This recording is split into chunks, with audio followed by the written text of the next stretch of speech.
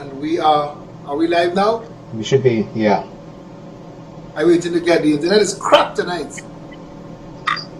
Everyone is losing it. So Okay, the internet. Let me just see if I'm getting this on screen. Give me a minute, and if y'all are watching me and this is live, I apologize. We're having a little technical difficulties. I don't know what the internet is like by you. We have Anthony Defu, who is on standby in Santa Cruz. He can't get on at all. I'm joined tonight with this episode of PEP Stream, and this is a very important episode of PEP Stream because some of you might be aware that we have citizens of this country stuck in Suriname. Over 30 Trinidad and Tobago nationals are stranded in Suriname, and we were trying to bring one of them, Rishi Ramkissoon, we're trying to bring him on a live video with us, but that didn't happen. So we have him on the telephone. But before I bring Rishi on, let me introduce who you have on the screen with me. Ian Griffith, one of the founding members of the Progressive Empowerment Party. Good evening, Ian. Good evening, everyone. And of course, Satish Ramsaran, head of PEP Media. Hi, guys. We're going to have Tony Defu join us later, but unfortunately, I can only take one call at a time, and I have Rishi Ramkissoon on the line. Good evening, Rishi. We have him on the telephone. good evening. But before I bring Rishi on, let me. I have again a feedback. How are we doing with that? Sorry about Got that? Be good to go. Sorry about that, Rishi. That's all right. I need to ask the audience watching to give me a little guidance. Are you hearing Rishi? Okay, Rishi, give me a countdown 10 to 1, please. 10, 9, 8, 7, 6, 5, 4, 3, 2, 1. I am assuming that everybody who's paying attention to the show heard that, right?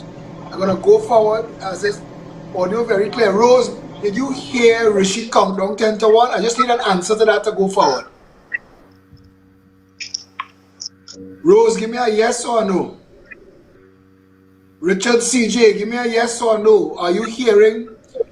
Hi, good evening, Cora Pantin. Thanks a lot. Nigel Sumari, I'm trying to find out if you heard Rishi Ramkissoon come down 10 to 1. 5 out of 5. Dave Locke said yes. Okay.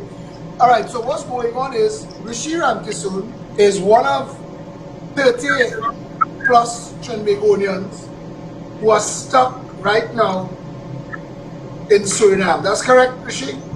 That's correct, yes. Tell us your story. Tell us what's going on.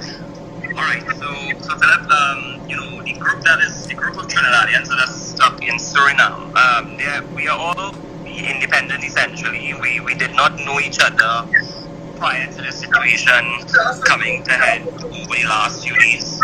Alright? But every one of the Trinidadians who are stuck in Suriname have been across here in their professional capacity working on various projects in the oil and gas sector, right? So as you may be aware, Suriname has a very vibrant oil economy. They just announced their major oil find just similar to what Guyana had.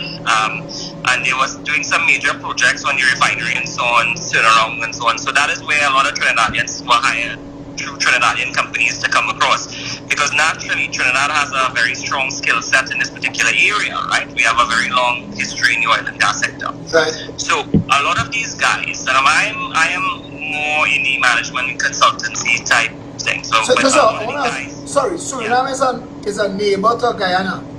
A neighbor to Guyana, yes. Continue. Right. So a lot of these guys have been here on these projects over the last 4 weeks, maybe. Some of them have been here since early February, right? And obviously, they're contracted to complete certain works, and they can't necessarily, because you had this whole COVID-19 outbreak and so on, simply walk off the job, right? And remember, a lot of these guys contribute directly to the economy of Trinidad and Tobago because they are employed by Trinidad-based contractors and so on, right? So it's a direct contributor to the economy of Trinidad and Tobago through the services types, oil and gas services. So these guys have been here over the last 4 weeks, and After, on the 13th of March, Suriname had their first incidence of COVID-19, and on the evening, around 3 or 4 o'clock in the evening, they announced that their airport would be closed at midnight that night. Now, Carl had a scheduled flight on the morning of the 14th, very early, 5:40 a.m. flight. Now, it would not, because of the sudden announcement of the Suriname government to close the airport, it would not have given everyone sufficient time to catch that Carl flight out, right? But, so what happened is, basically, Carl subsequently cancelled all flights. They had a flight that was due to leave on the Monday, the 16th. They had a flight that was due to leave on the Thursday, which would have been the 19th, and there was a flight due to leave on the 21st, which was the recent Saturday just gone. I was actually due to come back on the 21st. So, Carl basically cancelled all of their subsequent flights. However, Philip, other major airlines serving Suriname continued to fly in and out. I guess they would have had to sought permission, and they would have had to continue serving, flight serving the US through Suriname Airways, Curacao, Aruba, flight serving Europe, KLM, and another major airline from Europe, and so on. Continue to serve. There was flights, regular flights in and out from Cuba. So flights continue to come in every day. But for some reason, Caribbean Airlines canceled all flights. Now, we had booked flights, book reservations, obviously, to come back with Caribbean Airlines, and this put us in a real problem. I personally was trying to get out of leave Suriname for the last week, and I had people in Trinidad and myself inquiring daily to Carl on when they would do a flight out. I mean, I had persons, family members calling Carl and being on the phone with Carl for 2 to 3 hours, and then suddenly the call would drop, or we would not get a commitment in terms of what was happening. I kept messaging Carl to try and get an answer. And others here would have been doing the same thing. So there was essentially no flights out for Trinidadians other than that early morning flight on the 14th. So that left everyone in a really tricky situation. Then came the sudden announcement last Saturday that nationals, within 34 hours, if they weren't in Trinidad, we would not be allowed in. All right. Now that started, Philip, a mad scramble. We got a call on Saturday night that Suriname Airways would be doing a flight to Trinidad to pick up Suriname nationals. And this flight was what is termed a special request flight that the Suriname Airways had made to come and pick up their people. And they did not have permission from the government of Trinidad and Tobago to bring back Trinidad nationals home. All right? So then, Saturday night, there was a mad scramble on trying to get approval through the Ministry of National Security. Rishi, I need you to stop for a minute, because Natasha Lewis just wrote on my thread, so the government could make emotional decisions and bam, everybody dead. I want Natasha Lewis to remember, the government made an emotional decision and let 20,000 people in the country the last 2 weeks without so much as a how do you do. And without so much of a test. Natasha Lewis, I want you to hear this. 20,000 people as opposed to 30 people in Suriname. And what we in the Progressive Empowerment Party advocate for is the same thing for the Suriname people as we advocated for the 20,000 people, including Ian Allen, which is bring them home, quarantine them for 14 days. You have me speeding ahead of myself and interrupting Rishi. But I want you to understand, citizens of this country deserve to come back home. We need to put facilities in place to quarantine them, isolate them for the 14 days of the incubation, test them, and then let them go. Sorry about interrupting you there, Rishi. No, that's okay, Philip. So where I stopped was where we were told Suriname Airways needed approval because this was not a normal flight. This is a flight to repatriate their citizens, right? So we pushed and we got through to the ministry and the permanent secretary and so on, and we would have gotten a written approval. And I have a copy of that approval. I can always forward that to you, Philip. It was an approval giving Suriname Airways the permission to bring Trinidad nationals on that flight on Sunday afternoon. However, Suriname Airways had to cancel the flight because the crew called in sick very late on Sunday afternoon. Now, imagine we have no other option at that point, right? What do we do? the borders are closing at midnight. We can't get on to anyone on Cal to help us out, to say they would send a flight over to pick us up. Then, so, that we thought that was the end of it. However, we were contacted on Monday morning by Suriname Airways, letting us know that the flight that was due to leave on Sunday was coming over on Monday afternoon. However, approval will be needed again, because the approval that was provided on Sunday was for the Sunday flight, and you needed an approval for Monday flight, right? Basically, we tried through certain persons in Trinidad to contact the ministry. I think we made contact with the Ministry of National Security, and we were declined or refused permission to, Suriname was refused permission to take us home. All right? So, basically, Philip, we were not asking for the government to pay our way. We found an airline that was coming to Trinidad that were willing to take us. We were going to pay our own tickets home, buy our own tickets on this flight. We just needed the approval of the government of Trinidad and Tobago to allow the airline to bring us home. All right? We were not asking any favors other than the permission. And that was declined just 24 hours after they had approved it for the day before. And I understand the 12 midnight deadline. I still find a 34-hour window for nationals to be home was ridiculous, especially on a weekend, right? So this is our predicament, Philip. I mean, it is a difficult situation. I know a number of the guys who are here, early on are now having to think through how are they going to survive. We are not sure how long we're going to be stuck here. A lot of them have very young families and so on back in Trinidad that they need to come back to. It is a very difficult situation. Okay, Rishi, I want to ask you a question. Right? Yeah. So the government is saying to you basically that because of the coronavirus epidemic, they're not bringing you back, right? Exactly. That's the reason. Yeah.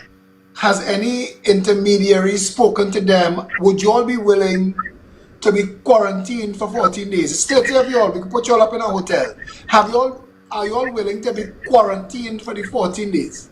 Philip, we went, a number of us, and we have been encouraging the entire group to go to the honorary consulate here and fill out the repatriation forms, which is essentially a COVID-19 questionnaire. We've been very clear, and I indicated, I was interviewed by Guardian Monday, and I indicated very clearly that we are willing, everyone is willing to go through any medical procedure, any mandatory or voluntary quarantine that is required. Under the COVID-19 protocols, we are willing and ready to do anything like that. It is not a situation where we are refusing those requirements. Yeah, but I need you to give me a yes or no, because this is the point. This is the point that when the Progressive Empowerment Party will advocate for you, because our point is like 20,000 people, like Ian Allen. We say that anybody who comes in now, anybody who's come in since the 15th of February should have been quarantined, and that would have protected the country. Letting 20,000 people in without test is ridiculous. Locking you out without giving you the option for quarantine is equally ridiculous. Ian Griffith, you want to weigh in on this? I think that's the critical issue. They should be allowed to return and to go through the protocols, and if necessary, be quarantined for the stipulated period. It's as simple as that. It's not very complex. I'm trying to understand the politics in isolating them in Suriname.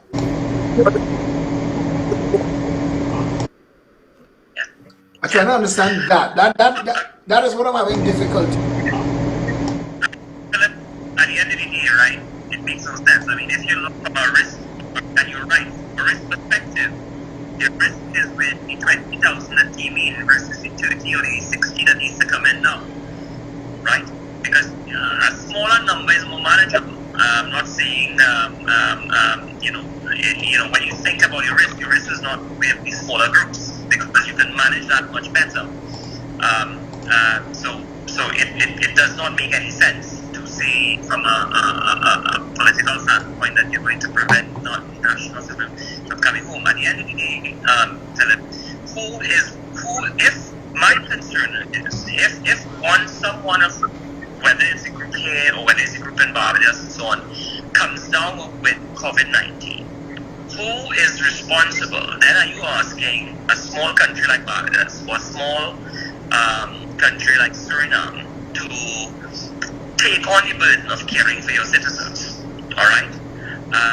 You're asking another government to take care of your nationals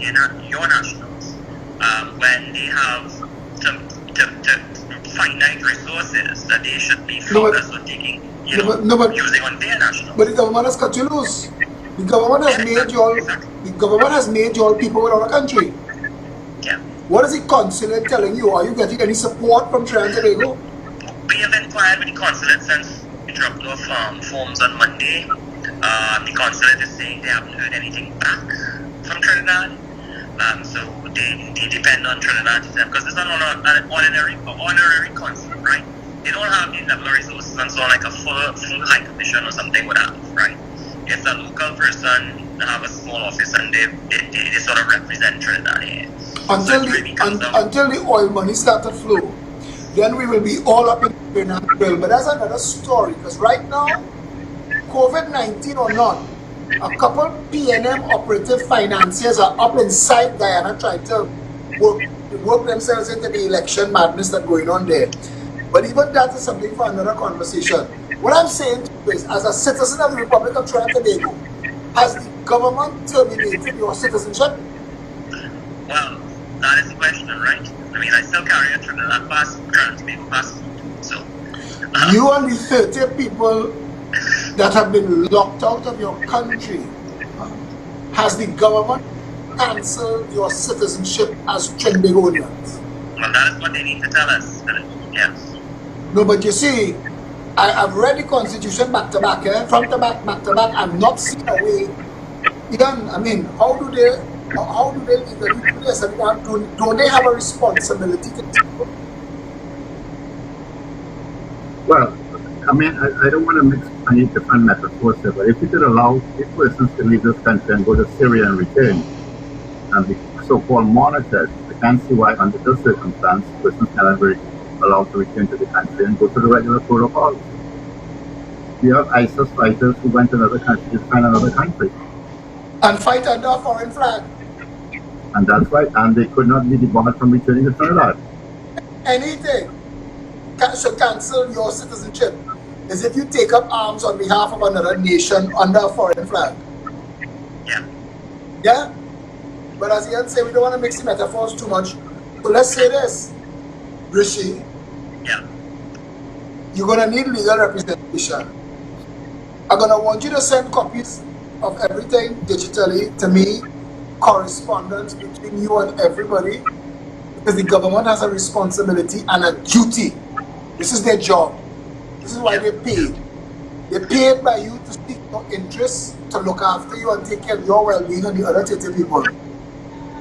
They've not taken care of their responsibility to date. So the consulate has not been wired money from Trinidad and Tobago to look after the 30 citizens that they are laboring Suriname with.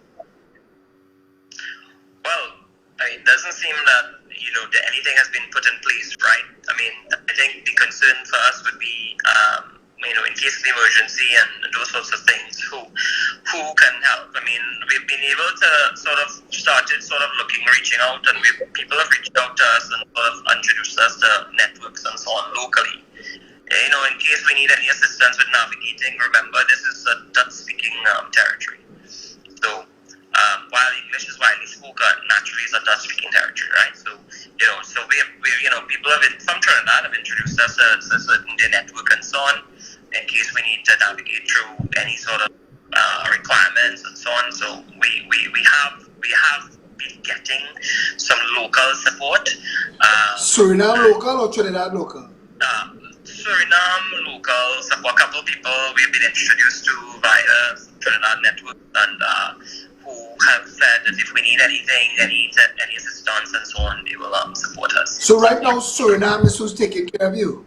Suriname is who's taking care of us. The guys still have certain, I guess accommodation that they were in right now, but they don't know for how long. And but right now, anything, if it was to come down, it would come down to either the guys basically having to bear the costs and so on to the extent that they have the resources at hand with them, or we will need to get some support locally, that sort of thing. So, well, that's the other question. As of now, you Rishi, going back? and 30 odd others, Trinbagonians, yeah. are barred from entering your country. And, Yes. and what correspondence? What are they relying on? What is being said to you? Are they just ignoring you, or have they said? Nothing, Philip, thus far nothing. We haven't gotten any correspondence from governmental bodies in Trinidad. Nothing has been forthcoming, right? I want the names of every person. Yeah. Send me that list, and we are going to have to bring a class action lawsuit against the state. The state has a responsibility to each and every one of you, no matter what they say after the fact now. Not that we're going to embarrass them. We're going to say they were putting things in place, but you can't just isolate your people in another country and not tell them what the plan is. Yeah. No, Philip, let me say this. I understand, what the government is saying in terms of obviously protecting the country, and you need to flatten the curve and so on. I understand that 100%. As I mentioned, we are willing to undergo sort of the quarantine procedures under the COVID-19 and ensure that we are well before we enter the general population, right? But this whole thing about indefinitely closing the border to national, if you come and say the border will be open in 2 weeks or 1 week or 3 weeks, whatever it is, right? We know what we're working with, right? At the moment, a lot of people here, they don't know the timelines that they're working with. So they remember finite resources and they're trying to kind of live day to day and so on. But the problem, Philip, is not knowing. There's too much uncertainty around the timelines, right? And that adds an additional layer of concern, because I personally, if I were to do, I need to stay here for 2 more weeks, before I could enter and we will allow you to. I will have a problem with that, I could say, all right, I'll respect that. But the whole thing about until further notice is my concern. Am I going to be here 1 more month, 2 more months, 3 months? Am I going to be here till mid-year? That will not be tenable. So that is the issue. It's just the concern around this. Because remember, the longer we stay here, then we have 2 weeks of quarantine in Trinidad. All right? So it just extends the amount of time before we could get back to normalcy. All right? Well, I want to tell you this one thing, though. None of us getting back to normalcy anytime soon. Of course, we've not even seen the bottom of this bit yet, brother. Yeah. They just let 20,000 people into this country, and one of them was Ian Allen, and he tested positive, and he infected everybody he was in touch with over the past couple of days. So we don't know how many of the other 20,000 are also going to be an Ian Allen story. It's about to become a shit show. The government has made a mess of this, and now they're making a mess of handling you. Because you and the 30 people should have been brought in and quarantined calmly as normal, and at the end of the 14 days incubation, test you and allow you to go your way to self-quarantine.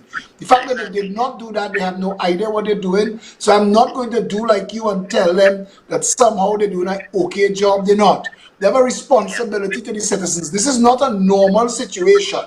And if they cannot handle the job, they need to quit and let other people who can handle it take the reins. We can't continue. We can't continue throwing against the wall and calling whatever we hit the target. We need to have a plan, and the people of this country need to know. You can't hide information from them and keep them. You are in Suriname. The world has shut down, and you don't know how you're getting back home, if you could even come back home. That is madness. Yeah, and I can tell you, just today, the U.S.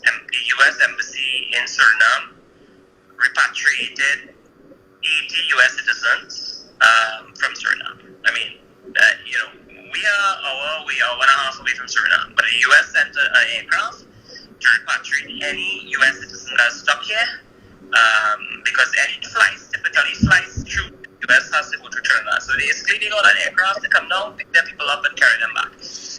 All we were asking for is that sort of support, right? One aircraft would have picked up, an ATR would have picked up complainers go to Tobago could have come and pick us all up and carry us home.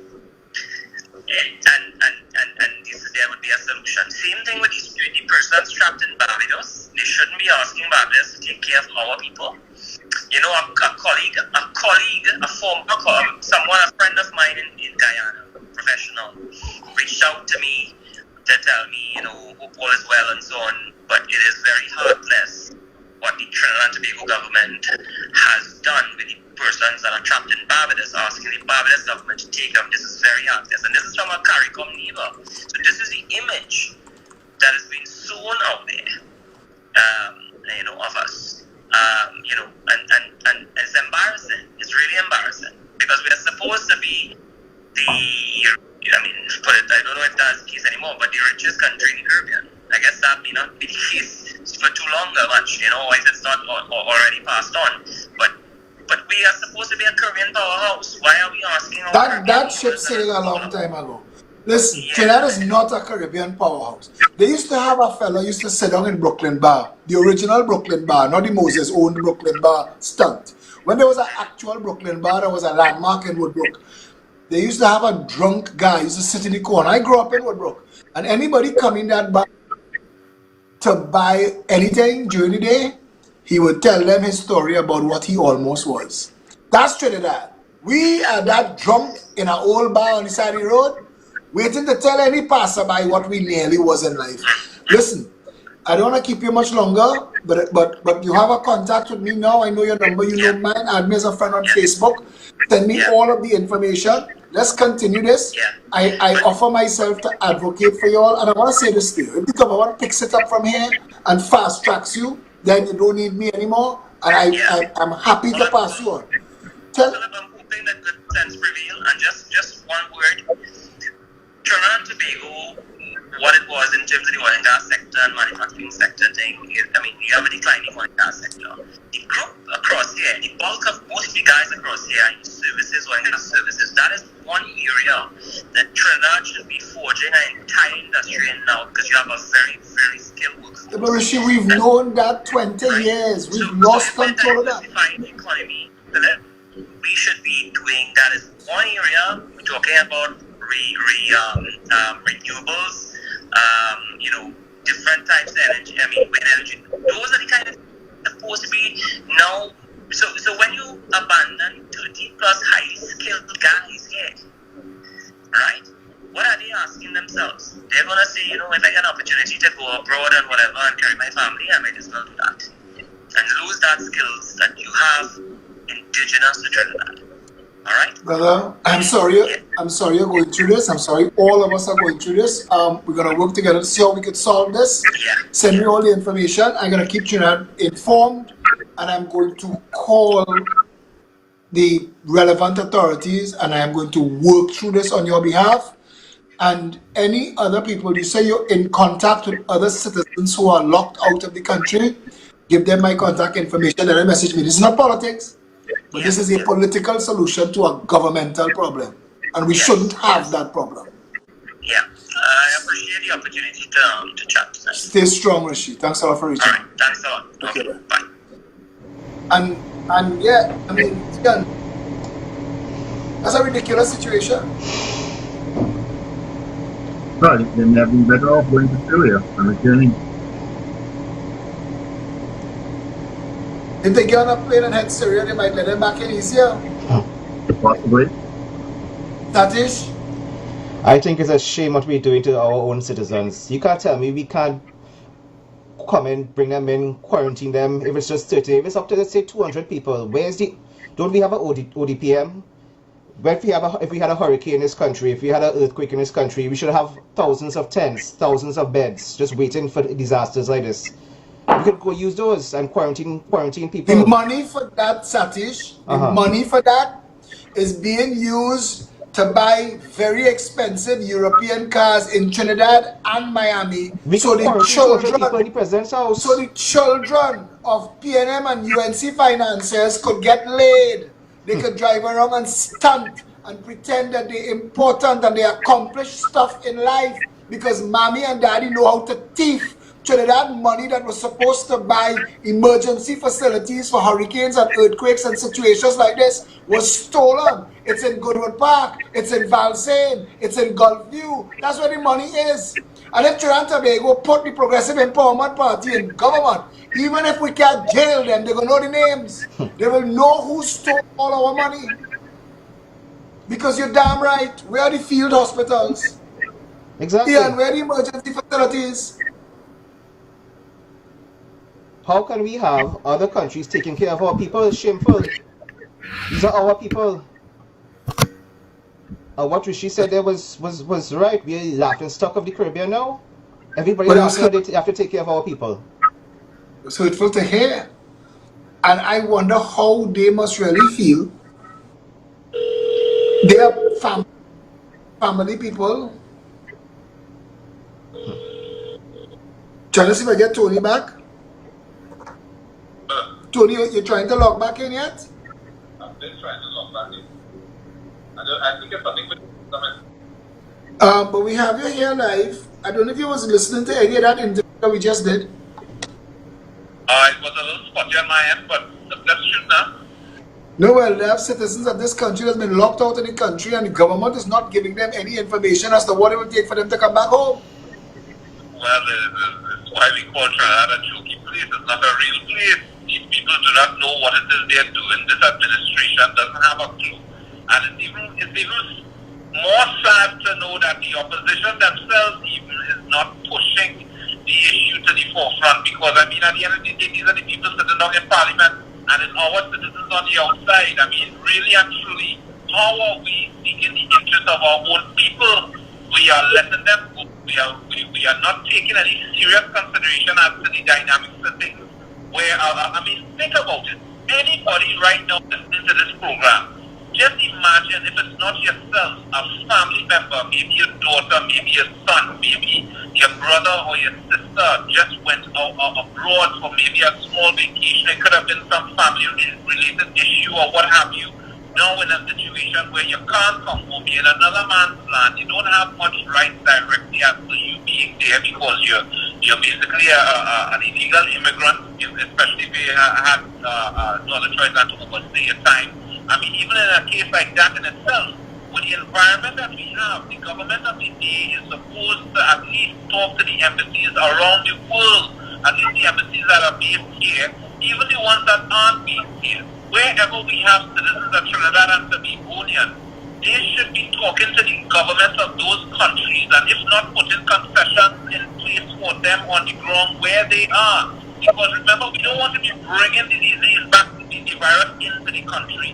And if we can put proper vetting processes outside before our nationals even come back into the country, it will make things a whole lot more easier, especially not having, at least breaking that cycle of the transmission factor where this whole virus is concerned. But again, is anybody talking this other than the Progressive Empowerment Party? Is there anybody thinking this? The people who are charged in being the ones to speak the interest of the people, these guys are just on games, man. They're just on games. Indeed. And it's really a pity to see that our citizens have to be outside there dealing with what they deal. Look at what Barbados do.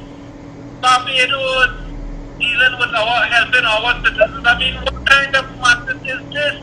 What? They were pointing a gun at your head like a price checker to see if you have fever, knowing at the time that you could be carrying COVID-19 coronavirus and not have any symptoms included fever. Correct.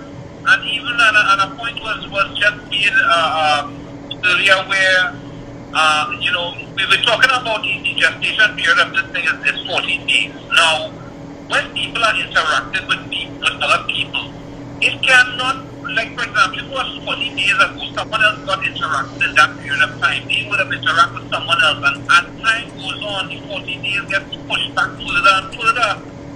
So we have to have a control environment for a period of time, whether it be 3 months, whether it be 2 months.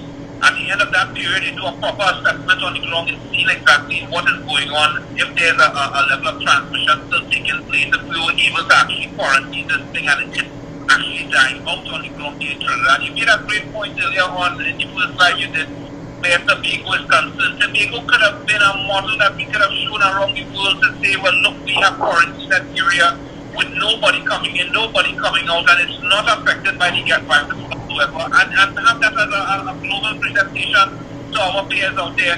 But what did we do? Still lackadaisical, still not putting things and being proactive, and we have cases sitting in Tobago right now when that didn't have to be the case. So again, mismanagement, people in government are not having a clue as to exactly what it means to actually govern our country. That is the bottom line thing. That is the bottom line. You can have your own little daughter as a baby, put her in that parliament, and you have to do 10 times better than any one of these parliamentarians inside of it. Really. So the situation now in our country is we've let 20,000 people in. Ian Allen testing positive is the first. I doubt he will be the last. He was one of the 20,000 that was allowed in without quarantine. Where he interacted with people along the way, every step of the way. Lima McLeod Wilkinson said earlier, if they use the ATM in the airport, they pass the infection. If they stop by Royal Castle and buy a 2-piece with fries and pick up the ketchup bottle and the mustard bottle and the pepper bottle, they pass on the infection.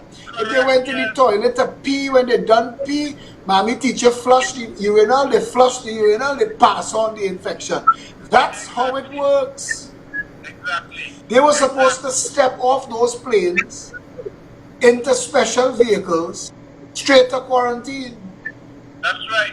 We did not do that, so we now have 20,000 ticket time bombs in Trinidad and Tobago, and we now overcorrecting again. That is the story. It's like a drunk man driving down the highway at full speed, pull all the way left, pull all the way right. The people in the backseat don't know if we're gonna survive. The driver drunk. It is constantly a reactive motion by the government of the day. Completely. It is all reactive. They need to see a situation manifest itself before they are deciding to take any type of measures whatsoever. And even the measures that they choose to take is half-assed as it is. It is not even the full length and breadth as to what they are supposed to do in trying to safeguard the citizens in situations like this. This is not something that is segregated to Trinidad and Tobago alone. This is on a global scale, and we said that on the show last night.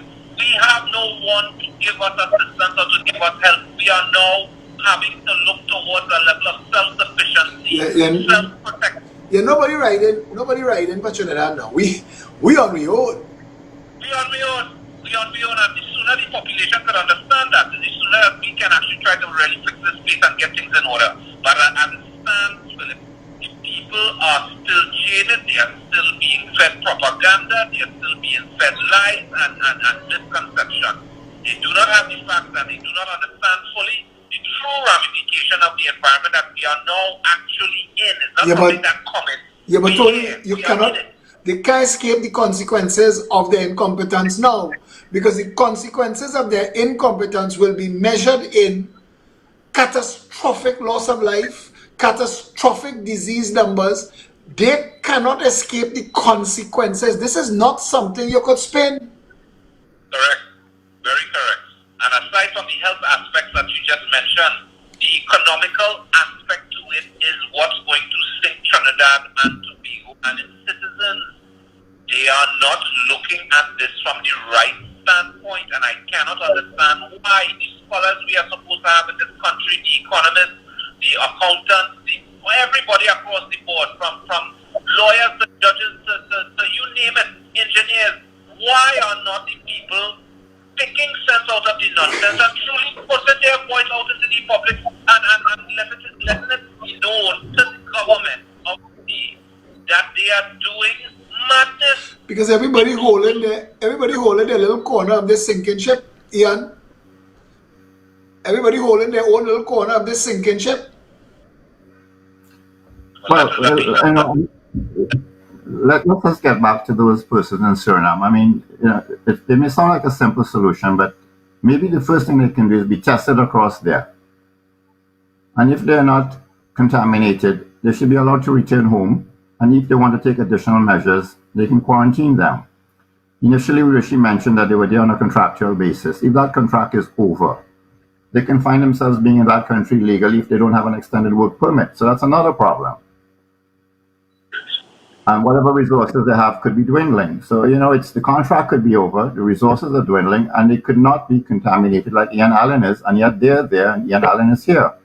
So a simple solution is through some protocols, test them there. If they're not negative, repatriate them home. If you still want to be in abundance of caution, you can quarantine them for 14 days. But they cannot be in limbo without a job permit, without a work permit. They're not citizens. If they are, they won't have a problem. They won't want to return to Trinidad. So it's really two problems. There's a legal problem, there's a work permit problem, and then there's the COVID problem. And we don't know if they're negative. And if they're negative, all of this, it just makes matters worse because they're negative and they can't return home. And those who are positive have returned home.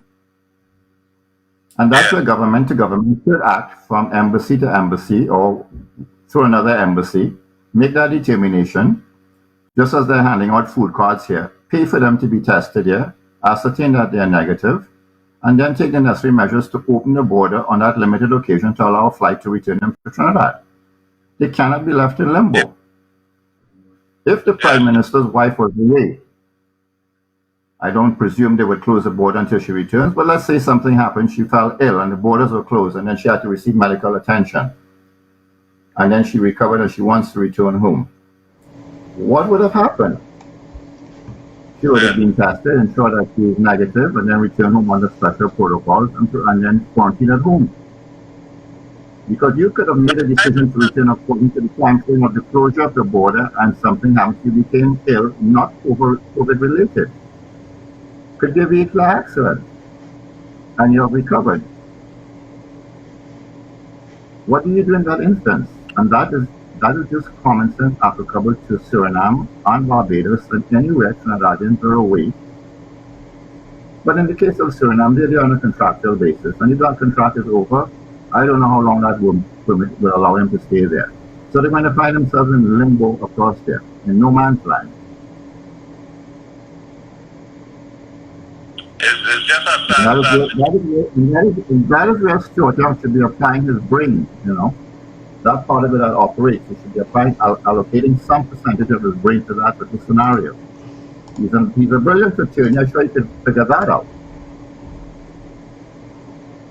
Yeah, well, really, Ian, I agree with what you're saying, and in my own little head and own version with common sense, I think it's a no-brainer to look and understand of the environment that we are presently in. It is not something localized, it's something that is global, and even if we had citizens offshore of Trinidad and Tobago, whether it be on vacation, whether it be on business or what the case is, it is the government's responsibility to be in contact with every embassy that we would suspect having citizens on the ground there legally and making concessions to these people. The government needs to understand that we are going to take a hit. The question is it going to be an uncontrollable hit or is it going to possibly be a controllable hit? And for it to be a controllable hit, you have to have some level of forecast and foresight as to what the best case scenario versus the worst case scenario and cater for everything in between. I want to put something in the conversation. Should things deteriorate, moral suasion from the government is supposed to lead the nation. But that is if people have faith in you and your decision making. Very true. And as it stands now, the citizenry do not have that faith in the government of this. They do not. They have proven themselves time and time again of their growth and competence in running this country affairs. I cannot wrap my mind around you allow 20,000 people into the country without a quarantine when you knew the situation. I cannot wrap my mind around locking people out of the country when all you have to do is bring them home and quarantine them for 14 days. The government is trying to snatch defeat from the jaws of victory every step of the way. We could have shut down Tobago. Tobago would have been pristine and pure. Yes, yes, very true. We could have, you know what? Quarantine Tobago, make Tobago COVID free, and then any Trinbagonian who is willing to, any Trinidadian who's willing to go into voluntary quarantine for 14 days, come out, be tested, could go and live in Tobago. You'd be living in a COVID-19 free society. Yes, and that could have been a model presented to the world. We could have been on the forefront again, being leaders on a global scale, but no, we have to insist, our leaders have to insist that we need to be followers. We cannot be proactive, we cannot take decisive decisions and make motions in seeking betterment. We cannot. They have proven it time and time again, and how much of this are we going to take? You know what I want to see? And this passed through my mind today. How are funerals to be held now? 6 feet separation. How are you having funerals? How people could come up to you and give you condolences? 6 feet away? Bounce feet? See where we are?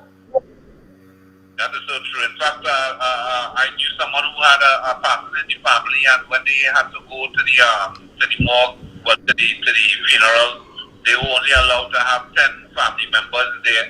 The family is a large one, and at the end of the day, that's the environment that they were faced with. And okay, fine, that is the protocol of the day, but it's easy to say that, Tony, until you are the 11th person who can't say goodbye to your loved one. Very true. Very true. Very, very true. So just imagine what this family have to be dealing with at this point in time. In fact, all the families that have to deal with deaths and issues of such in this period of time. The whole place, listen, everything got just turned upside down, and the government again of the day, to me, have not realized the position that we are left in. We still have not initiated no type of protocol to ensure us having survivability as a citizenry. Reboot the agriculture sector. Make the country self-sufficient and independent where food is concerned. That is a key element. Whether money running on the ground or not, the point of the matter, we can exchange sweat equity for labor equaling product. If we cannot have the actual cash-driven society due to a global collapse, this is as bad as it can possibly get. But we still have to seek a level of what are we going to do in each situation, whether it be a good one, Tony, mediocre, or worse. Somebody named Preston Totisau Johnson asked, what are we proposing? We are proposing that we should have quarantined everybody who came into the country when we knew what we were dealing with. We are proposing that our citizens that are in Suriname and Barbados, we have to bring them home and quarantine them, not self-isolate them. Don't send them to Price Mart and Movie Town. Bring them home, quarantine them in a quarantine facility for 14 days, test them for COVID-19, and then let them go about their business. You can't do otherwise. Mr. Totisau Johnson, I hope you understand what that means. But we cannot allow people to just come into the country like we did with Ian Allen and the other 19,999, and we cannot force our citizens to stay outside the country like we're doing with the people in Barbados and the people in Suriname. We're making mistakes with every move. And somebody say, you can't be for this and you can't be for that. We are for the same thing. We are for the same exact point, but it is the government that is veering madly all over the street. We are for bring our people home, but quarantine them for the incubation period, test them, and then let them back into the country. It's the same. It's the same position on all. We have our own international airlines. If the flights aren't flying and the planes are grounded, fit the bill, get the planes to the respective countries, and get the citizens back. And like you said, you direct them to a quarantine area, which is, I would say, not too far from the airport to begin with, because they don't want these people to be traveling no length and breadth and no island and all of that. More ground that you have to travel is the higher risk that you put the society in for some type of exposure. So the point is you have your quarantine areas close, and then you run your 40 days, and once they're clear, you release them. It's that simple. Could But be it's as simpler. if we trying to go to we trying to go to Mars right now. It could be simpler. Look, let me tell Trinidad and Tobago, we're going to bring this to a close. Let's go tell Trinidad and Tobago and Trinidadians and Tobagonians anywhere in the world, reach out to me. You don't have to come on a live show, but send us the details and we will advocate for you. We will make sure that the government does its job. The simple facts are, this is a virus that incubates in 14 days or dies. So we quarantine you, and I asked Rashia if they would voluntarily go into a quarantine facility, and he said yes. Tony, give me your closing comments. Well, again, Trinidad and Tobago, I would just hope that we can really come to a recognition as to the environment that we're really in right now and the outlook that we are faced with.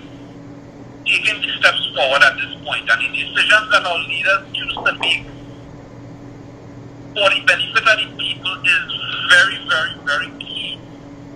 It is key as to what our future will be from here, because the whole global environment, aside from just Trinidad and Tobago, will change. It is transforming right now, because the way we conduct business is not going to be the same from here on in, and we have to start to retool and regear and change the way we do things.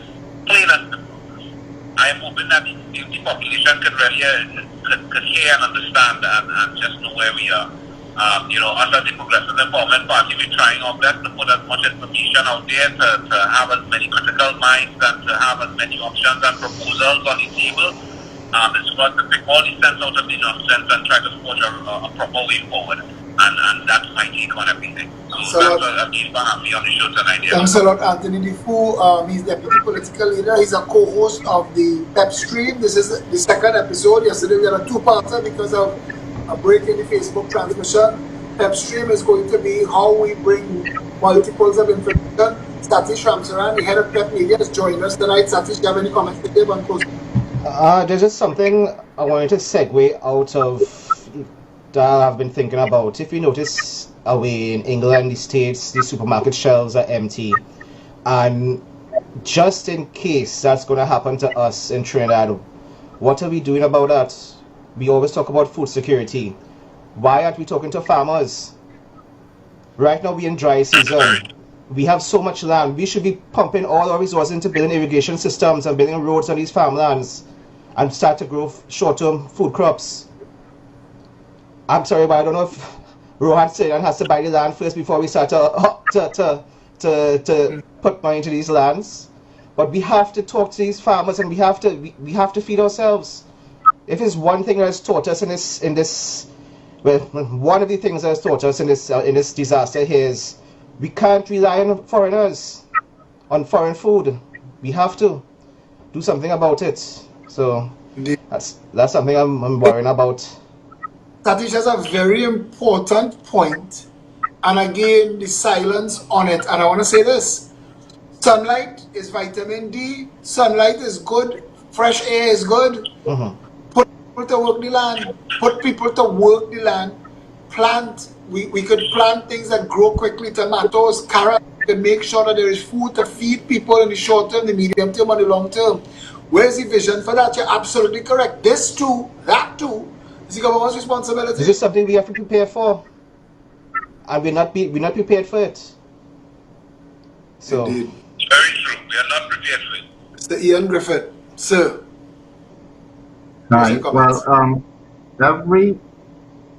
every problem, you need to go to the genesis of it, and the problems we're experiencing right now, if you go back, it's not that far back. I'll give you an example of Hungary. It has a population of 10 million, 130 cases, 5 to 11 that are probably critical, and 6 persons that have died. And do you know why those numbers are so low? Because of a decisive decision made by Viktor Orban at the floating of the red flag that something is imminent by closing his borders and taking control and making a firm decision how to protect his citizens. So we have a lot of arguments on whether carnival should be allowed or not, but I think it could have been broken down. Carnival could have been allowed with Trinidadians participating in it and not allowing an influx of people prior to Carnival to come into the country. Now, that decision was made obviously motivated by benefactors. The Caribbean Airlines probably had their flights upload booked, so they have to make their money. There are small business interests that would want the Carnival to continue, so they have benefited from that uplift on that, but we are all being affected by that decision. So when you compare the decision of a leader in Europe, which then was a country of open and free borders, as we all know, close down their borders and they have 6 deaths. So it's just something to mull over while we look at the transmission period, the quarantine period, who should do what and who should do what, where, when, and why.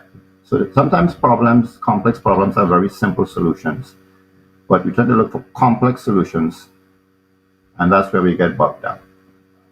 Indeed. And I mean, we in the PEP say that all the time, that success leaves clues. We need to look to the countries that are doing anything right during this crisis and emulate them. There's a lot of new information, a lot of new facts, a lot of new data that is coming out. I asked earlier tonight on another video, when will we get to the last case? It's the last case we need to aim for. I remember when I used to smoke cigarettes in another life, somebody told me that to stop smoking, you don't fight cigarettes, you just fight the next cigarette. And that made sense, because that next cigarette he was the 800-pound gorilla. And trying to win this, we have to treat each person as if they are a potential carrier, especially if they are people that are traveling, and put strong actions, strong remedies, quarantine and test, and continue self-isolation. We're looking to get to 0 transmission. Yesterday I said we were aiming for 0 deaths. Well, today that changed.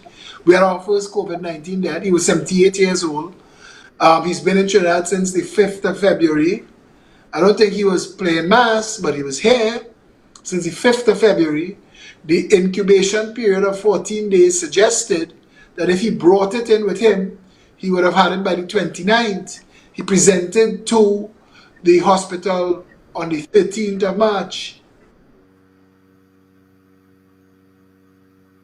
So we're fighting community spread, and we need to understand, those of us, and it cannot be overstated, we are where we are, so let's break it, let's win this, and then we will look back and we will go through every decision that was made, every action that was taken, and find what was right, what we can learn from, what was wrong, and what we should learn from.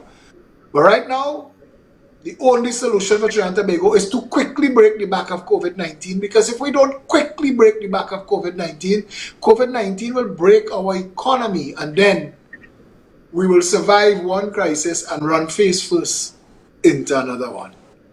So, I mean, we really need to be a better country. In terms of your closing comments, and this is not a fearmonger, but it's just based on the science. If this virus mutates with a bacterium in its second phase, and we haven't gotten our act together to deal with this COVID, which have 2 strains of L and an S, this show wouldn't be necessary. Trust me. And that is where they currently, even though they are failing, need to think long term. The next flu season is going to be worse than this. So there's some serious lessons to learn. So we are focusing on the first inning, but I think somebody needs to get together in a little room and shut themselves in to deal with inning number 3.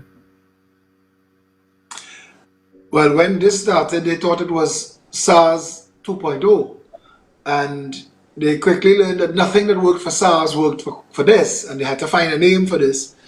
No, but you're absolutely correct, Ian.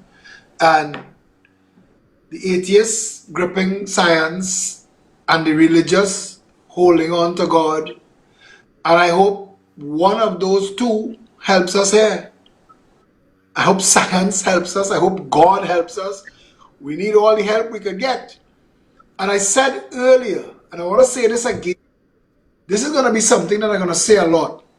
Become very selfish. Let your motive be to protect yourself and to protect your loved ones. Self-isolate, take all the steps, all the sanitization steps, all the hand washing, overdo. You overdo. Somebody just tell me when she comes home from work, she's take off her clothes in the yard and put in a garbage bag. I gonna start doing that tomorrow. My neighbor's in for a treat. But you overdo, overdo, overdo. Here why? Think of yourself. Think of your loved ones. Think of that. Make sure that you survive. Make sure that they survive.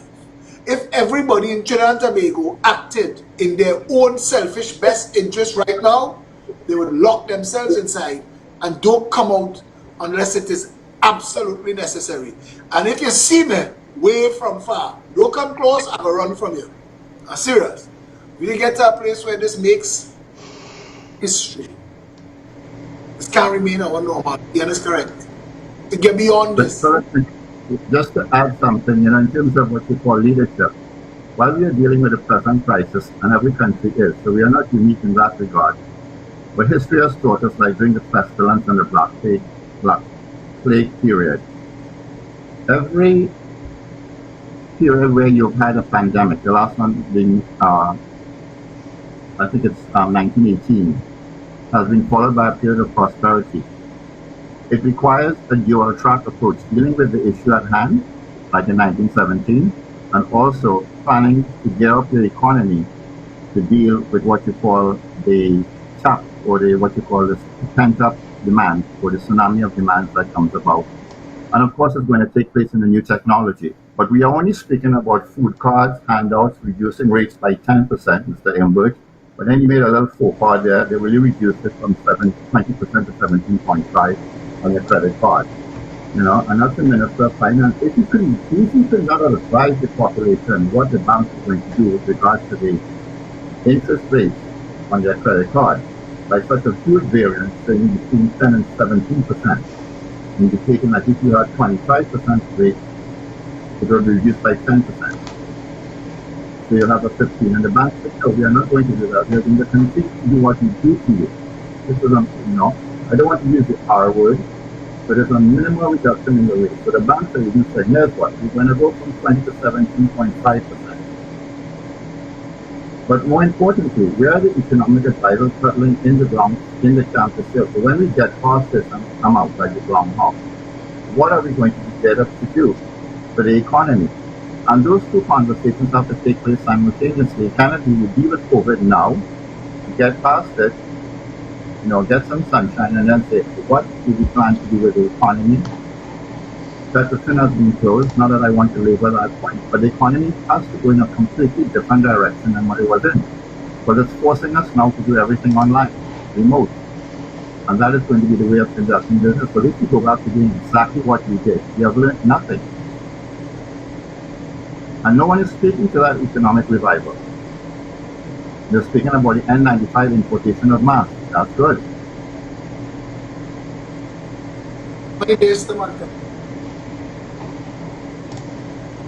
Well, that's another problem. That's another show for itself. We can probably do that one tomorrow, because that's going to be a real hellhole of a show.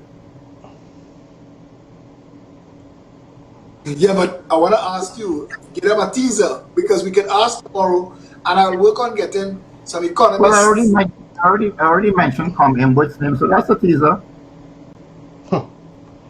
Once you mention it, everybody's teased. So we could call the show tomorrow. Promises, promises.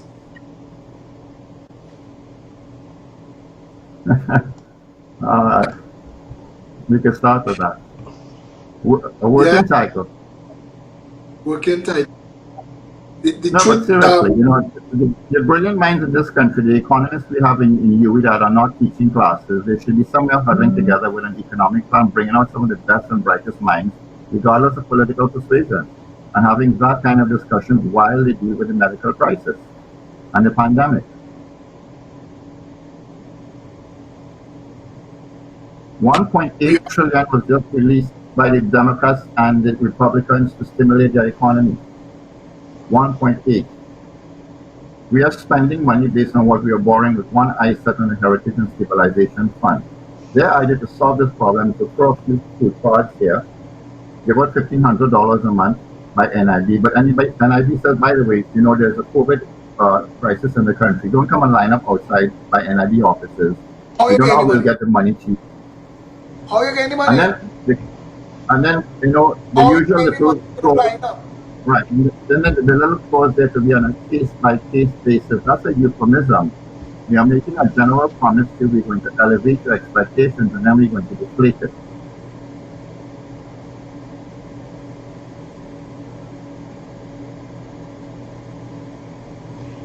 So there's no crisis management. But we have seen this before. We have seen this movie before, to be quite honest. No, not this particular one though, because the mismanagement is The crisis, the lack of crisis management, where they can't huddle together and be proactively think through the process. You see what happened? They rely on themselves. There's a little cabal within the group, and it's about 4 or 5 persons that make all the decisions, and it's impossible that they have the brain power to deal with the economy and to deal with a pandemic simultaneously. Ian, This country has 1.2 million people. You have academics, you have lecturers in economics, you have a lot of bright people in this country. None of them are being asked to form an army to deal with the issues of the country. We will do everything. We'll supply the food card, we'll give you $1,500, we'll manage the economy, we'll allow Carnival to proceed. We are in charge. That's an infamous line, by the way. Ian, the incompetence of the government is about to slam into the needs of the people and the incompetence of the people. And there's no ducking that.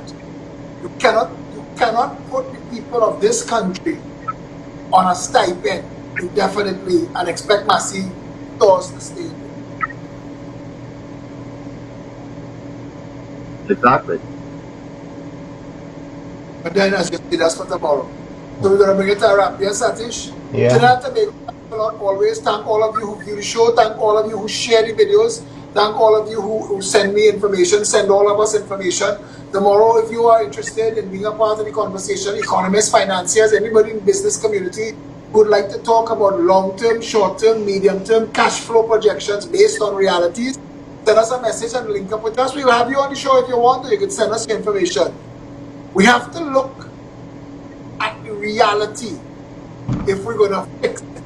Cannot keep speculating on what we hope to see. We have to deal with what is there. But we'll touch that tomorrow. Yeah, thank you, Ian, thank you, Satish, thank you, Tony, thanks, Rishi, for the calling. And until tomorrow, stay safe. Good night. Good night, everybody.